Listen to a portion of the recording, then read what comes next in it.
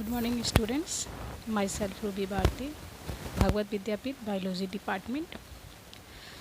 Today we will study our next portion, that is harmful microorganisms. Harmful microorganisms वो microorganism हैं जिनसे हमें कुछ न कुछ नुकसान पहुंचता है।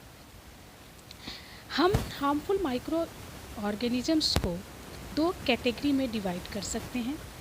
पहला कैटेगरी में वो माइक्रो ऑर्गेनिजम्स आते हैं जो डिजीज़ कॉजिंग होते हैं, मतलब जिनके कारण ह्यूमन बीइंग या एनिमल्स या प्लांट्स बीमार पड़ते हैं। उन माइक्रो ऑर्गेनिजम्स को हम एक ग्रुप में रखते हैं। दूसरा माइक्रो ऑर्गेनिज्म होता है जो हमारे फूड को स्पॉइल करता है, हमारे खाने को ख़राब करता है। तो दो तरह के हार्मफुल माइक्रो ऑर्गेनिज्म होते हैं, एक बीमारी पैदा करने वाले, एक फूड को ख़राब करने वाले। पहले हम लोग पढ़ेंगे disease causing microbes. Disease causing microbes को हम पैथोजेन भी कहते हैं, इसे जर्म्स भी कहा जाता है। डिजीज़ कॉजिंग माइक्रो ऑर्गेनिज़म वो माइक्रो ऑर्गेनिज़म है जो ह्यूमन बीइंग में या किसी दूसरे एनिमल में या प्लांट्स में कोई ना कोई डिजीज़ पैदा करते हैं। तो इन माइक्रो ऑर्गेनिजम्स को हम हार्मफुल माइक्रो ऑर्गेनिज्म भी कह सकते हैं, इन्हें हम जर्म्स भी कह सकते हैं, या फिर हम इन्हें पैथोजेन भी कहते हैं। ये जो पैथोजेन है या हार्मफुल माइक्रो ऑर्गेनिजम्स हैं, ये किसी भी हेल्दी पर्सन में एंटर करते हैं थ्रू डिफरेंट वेज। कई तरीके से वो हमारे बॉडी में एंटर कर जाते हैं। पहला तरीका है थ्रू एयर, हवा से।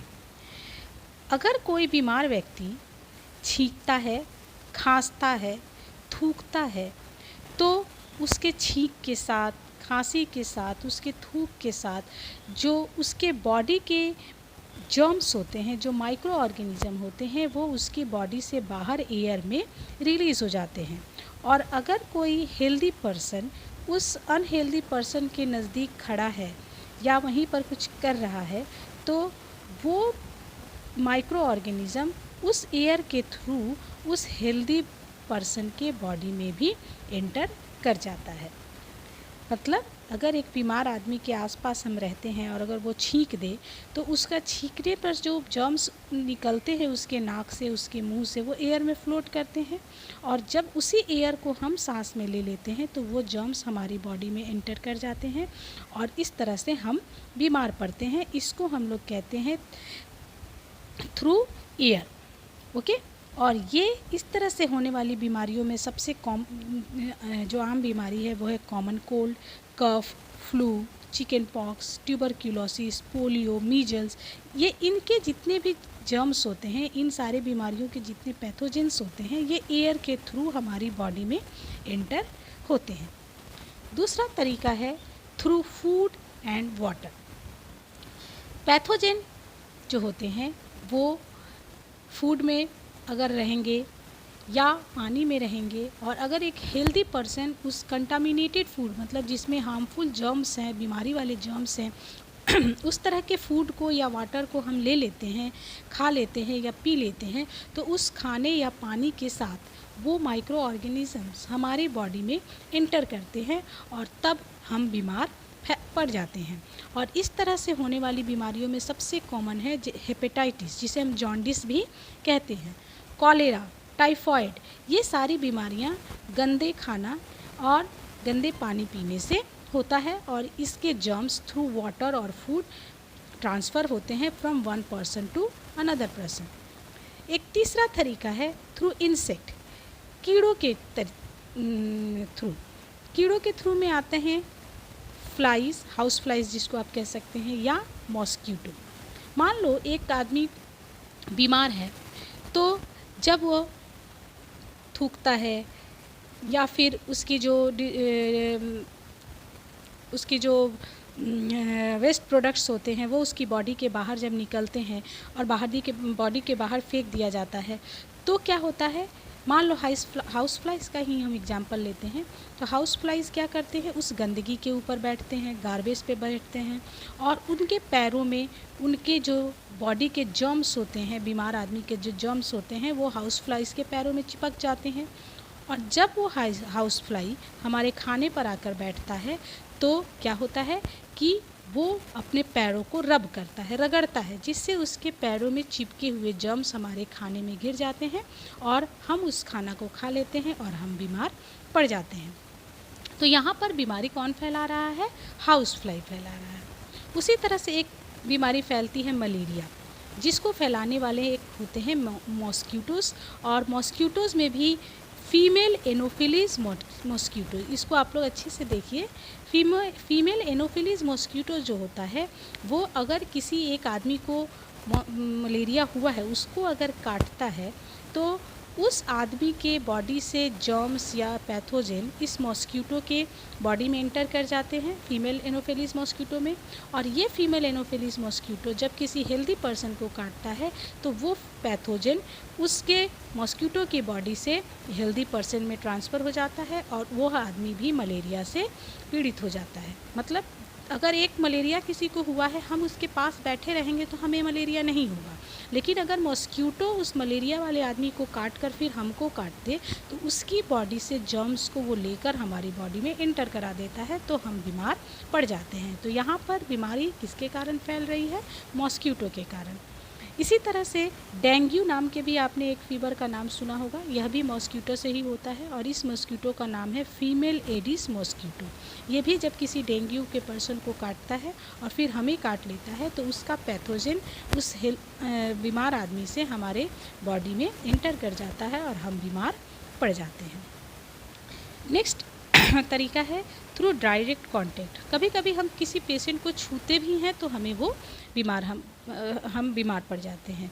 और छूने से बीमारी कौन कौन सी फैलती है, जैसे ज़्यादातर स्किन डिजीज़ जैसे रिंग वॉर्म, चिकन पॉक्स, ये सब छूने से फैलता है। अगर किसी को चिकन पॉक्स हुआ है और आप उसके पास जाके बैठ के उसको छूते हैं, उसको टच करते हैं, तो हमें भी चिकन पॉक्स हो जाएगा। रिंग वॉर्म स्किन में होने वाली एक डिजीज़ है, उसको अगर किसी को रिंग वॉर्म हुआ है, उसको अगर तुम छूते हो या उसके यूज़ किए हुए टॉवेल या किसी चीज़ को यूज़ करके करते हो तो तुम्हें भी ये रिंग वॉर्म हो जाएगा। फ्लू, ये भी हमें छूने से फैलता है।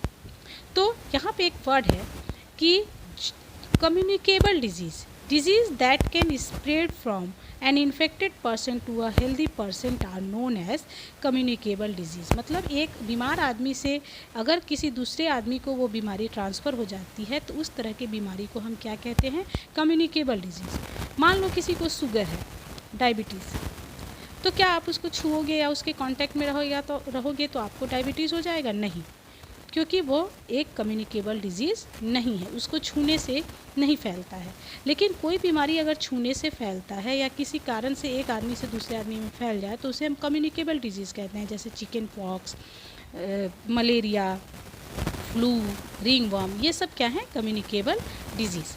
आपके बुक में कुछ कम्युनिकेबल डिजीज़ के एग्जाम्पल दिए हुए हैं और ये किसके थ्रू होता है ये भी यहाँ पर दिया है। सबसे फर्स्ट है ट्यूबरक्यूलोसिस, हवा से फैलता है, ये कौन करवाता है, बैक्टीरिया।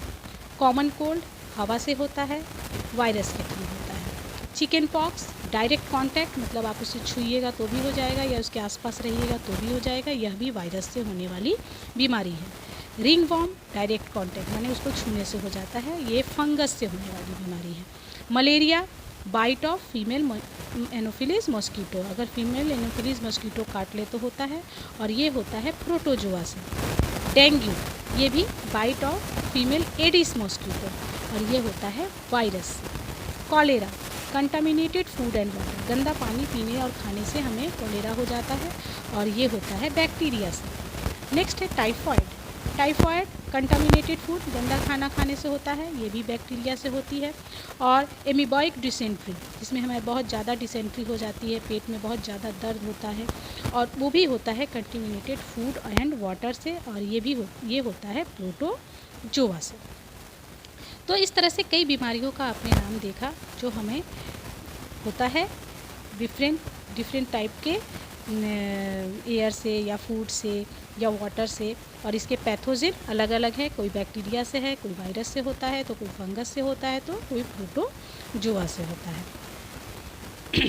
अभी हम लोग यहाँ पर नेक्स्ट टॉपिक देखेंगे, preventive measures to limit the spread of communicable disease. कैसे हम इन कम्युनिकेबल डिजीज़ को रोक सकते हैं, उनसे बचने के क्या क्या उपाय हैं। सबसे फर्स्ट पॉइंट है